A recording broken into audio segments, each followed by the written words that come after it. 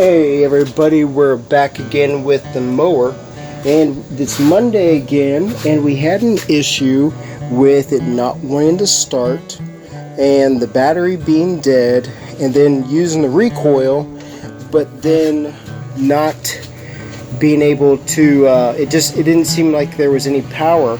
After a few yards we were able to use it with the recoil, but then eventually the PTO just quit coming on. So I checked with my mechanic Nate, and he said to check a few things. So we checked the regulator connections right there on the side. There you see them, right there. It's a little blurry, and so I cleaned those out, put some new dielectric grease on there, because I think what the issue may have been is that we did a deep clean on it with water, and maybe forgot to blow out some of these connections. So the next thing to do was to look for the little fuse block. It'll have a cover like this, and there is a charging fuse.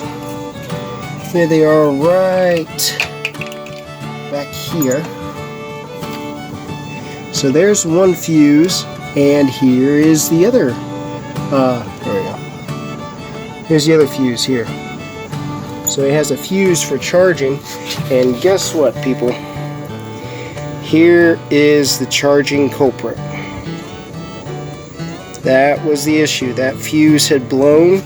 So even with the new battery, I'm kind of surprised, honestly. We did 115 yards last week, and it didn't give us any problems until a few yards in this morning. So really, if worse comes to worse, you can do a lot with the charge of one battery. So there's a tip for you. So don't replace the PTO, and replace your battery, but if you have the same trouble again, you better check your fuses and your charging regulators. So great mowers. Wouldn't want anything else to mow with. Just some common sense stuff if you have charging and running issues. So thanks for watching.